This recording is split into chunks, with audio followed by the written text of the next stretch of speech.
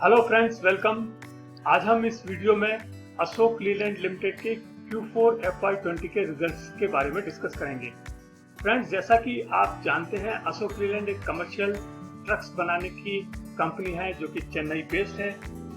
इसका जो रिजल्ट आया है Q4 FY20 का, ये फ्राइडे को आया है और जैसा कि आप अपनी स्क्रीन पर देख रहे हैं, फ्राइडे के रेट्स हैं 52.45 के क्लोजिंग रेट है उस दिन और ये 1.8% के करीब नीचे गिर करके बंद हुआ है। इसके जो रिजल्ट्स आए हैं वो बहुत अच्छे नहीं हैं, हम उनको बाद में देखेंगे ही, लेकिन हम एक नज़र इसके पिछले प्राइस परफॉर्मेंस पर देखते हैं कि क्या पिछले इसके जो प्राइसेस थे एक साल के वो कैसे थे।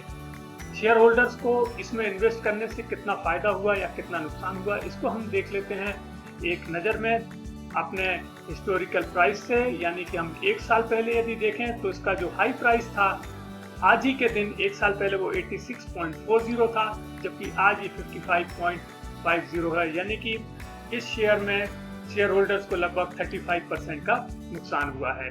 तो मार्केट काफ़ी ज़्यादा खराब रहा है पिछले साल और ऑटो इंडस्ट्री, जैसा कि आप जानते हैं, इंडिया में काफ़ी ज़्यादा स्लम्प पर है, तो उसका ही ये इफेक्ट है अशोक लीलैंड पर। अदरवाइज ये कंपनी एक अच्छी कंपनी है, इसका एक अच्छा प्रॉफिट जनरेट होता है, अच्छी सेल है, लेकिन जो अभी इकोनॉमिक कंडीशंस चल रही है उसके हिसाब से इसको काफ़ी ज़्यादा लॉस हुआ है और आप कह सकते हैं कि ये कंपनी इसी तरह से अपने प्रॉफिट को बचाने में सफल रही है। अदरवाइज ये कंपनी इस क्वार्टर में लॉस में आने वाली थी। तो हम उस रिजल्ट के बारे में अभी डिस्कस करेंगे, लेकिन एक नज़र डालते हैं हम एक छोटे से टेक्निकल एनालिसिस पर। तो हमारा जो टेक्निकल एनालिसिस है ये हमने RSI के ऊपर देख रहे हैं। हम यहाँ पर आप देख रहे हैं कि ये फरवरी की शुरुआत से ही इस शेयर में थोड़ी सी गिरावट आनी शुरू हो गई थी और उसके बाद में मार्च में जब कोविड की प्रॉब्लम शुरू हुई तो ये काफ़ी ज़्यादा तेजी के साथ में और पैनिक के साथ में ये गिरा और लगभग 85 रुपीज़ से गिर करके ये लगभग 35 रुपीज़ आ गया था। तो ये जो गिरावट हुई है ये कोविड की वजह से हुई है और इसके बाद में इसने एक छोटी सी रिकवरी लेना शुरू की। हालांकि ये रिकवरी बहुत ज़्यादा नहीं थी, लगभग 10 से लेकर 15 रुपए तक की रिकवरी थी। और जैसा मैं अभी आपको जूम करके बताता हूँ तो आप देखेंगे इसकी जो 50 डेज मूविंग एवरेज है वो 48.26 पर है। यहाँ पर आप देख सकते हैं ये रेड लाइन जो आपको दिखाई दे रही है ये 50 डेज मूविंग एवरेज है और जो ब्लू लाइन दिखाई दे रही है ये इसका 200 डेज मूविंग एवरेज है। तो जहाँ तक 50 डेज मूविंग एवरेज की बात है, ये इसने उसको क्रॉस कर लिया है और पिछले करीब 15 सेशंस से उसके ऊपर काम कर रही है। लेकिन जिस तरह के रिजल्ट्स आए हैं और जिस तरह से पिछले 3 दिनों का ट्रेडिंग पैटर्न बना है, खासकर फ्राइडे का एक बड़ी कैंडल बनी है रेड कलर की और ये इंडिकेट करता है कि ये अब अपना जो शॉर्ट टर्म इसका एक ट्रेंड बना था ऊपर जाने का उसको वो रिवर्स कर रहा है और ये शेयर ये लगभग 48 एक बार टच जरूर करेगा और ये 50 डेज मूविंग एवरेज को टेस्ट करेगा। और यदि ये 50 डेज मूविंग एवरेज को सपोर्ट नहीं ले पाया तो ये और भी नीचे जा सकता है, लेकिन इसमें बहुत ज़्यादा कमजोरी है। RSI को आप देखेंगे तो RSI भी यही सजेस्ट कर रहा है।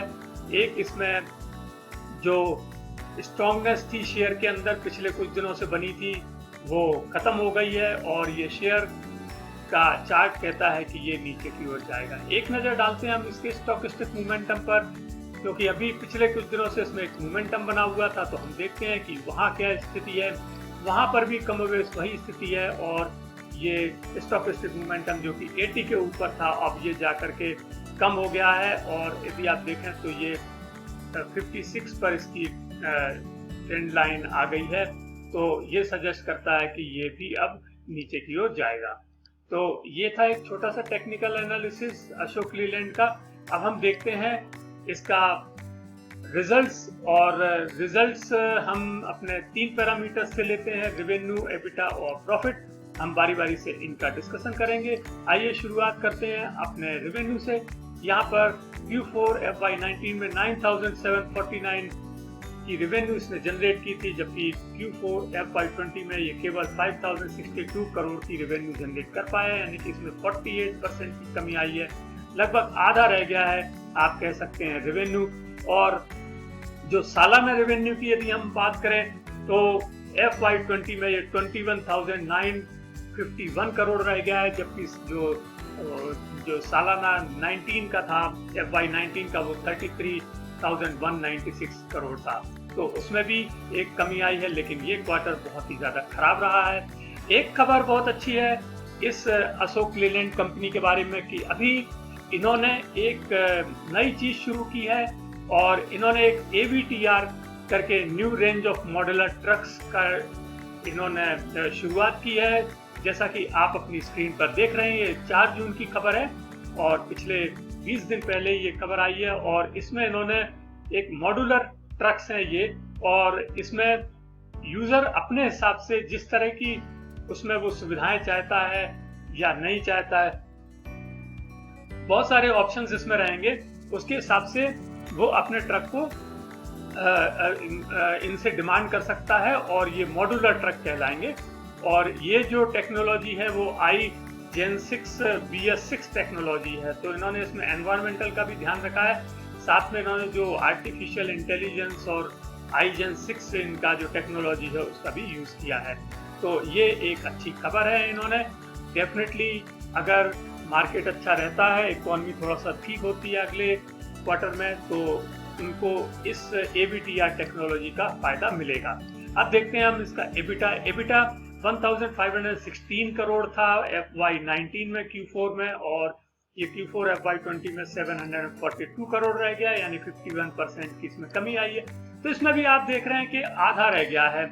और यहाँ पर इसकी आप जैसे कि देख रहे हैं, यहाँ पर दिखाया है कंपनी ने कि जो इनका एबिटा मार्जिन है वो भी काफी कम हो गया है और 6.7% ही ये रह गया है। तो एबिटा मार्जिन पर भी इसकी मार पड़ी है, क्योंकि खर्चे बहुत ज्यादा ये कट नहीं कर पाए। हालांकि इनके मैनेजिंग डायरेक्टर ने कहा है, इनके CEO ने कहा है कि हमारी ये बड़ी उपलब्धि है कि हम 6.7% का एबिटा जनरेट कर पाए हैं। तो उन्होंने इसमें काफी अच्छी मेहनत की है। अब देखते हैं एक नजर इसके प्रॉफिट पर। तो 751 करोड़ का प्रॉफिट था Q4 FY19 में, और जो अब घट करके केवल 57 करोड़ रह गया, यानी ये कंपनी एक किसी तरह से अपने प्रॉफिट को बचा पाई है, अदरवाइज ये लॉस में आ जाती है। और इसने अपना 92% का इसमें लॉस, आप कह सकते हैं प्रॉफिट में कमी आई है, इसके 91% के प्रॉफिट की कमी आई है। तो ये एक काफी कमजोर बात है। और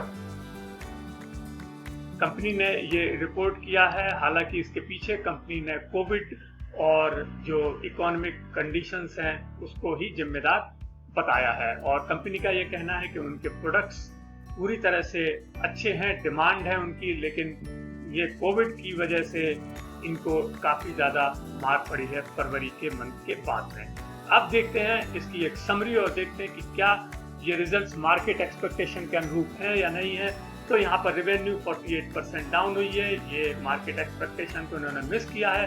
एबिटा भी 51% डाउन रहा है, मार्केट एक्सपेक्टेशन को मिस किया है। और प्रॉफिट भी 92% डाउन रहा है और मार्केट एक्सपेक्टेशन को इसने मिस किया है।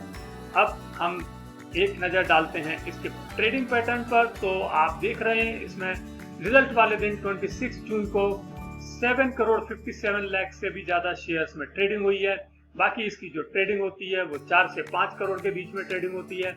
और जैसा कि आप देख रहे हैं, ये जो इसने हाई बनाया था ये प्री रिजल्ट रैली थी और इसने एक हाई बनाया था 54.80 का 25 तारीख को, वो उसने रिजल्ट वाले दिन 26 तारीख को तोड़ दिया और 55.50 नया हाई बनाया। और उसके बाद में इस शेयर में एक प्रॉफिट बुकिंग आ गई उसी वक्त जबकि इसका रिजल्ट आया।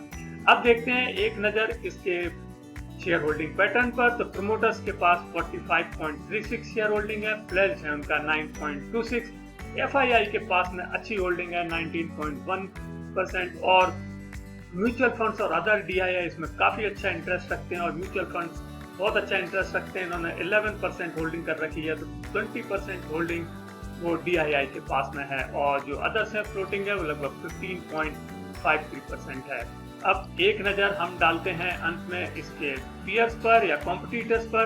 तो यहाँ पर अशोक लीलैंड का जो ROCE है, रिटर्न ऑन कैपिटल एम्प्लॉयड, वो फोर्स मोटर्स ले लीजिए या SML सुजुकी या टाटा मोटर्स, उनसे बहुत अच्छा है। साथ में इसका जो P रेशियो है वो भी रीजनेबल है, 42.64 है, जो कि इस तरह की इंडस्ट्री में एक बिल्कुल नॉर्मल है। और जहां तक इसकी मार्केट कैप की बात है, ये टाटा मोटर्स से लगभग आधे मार्केट कैप की कंपनी है। इसका डिविडेंड यील्ड भी अच्छा है और 5.91 इसका डिविडेंड यील्ड है। दोस्तों, आपको ये वीडियो कैसा लगा? यदि आपको वीडियो अच्छा लगा हो तो प्लीज इसे लाइक कीजिएगा और शेयर कीजिए, और यदि आपने अब तक हमारे चैनल को सब्सक्राइब नहीं किया है तो प्लीज हमारे चैनल को सब्सक्राइब कीजिएगा और बेल आइकन को प्रेस कीजिए। Thank you.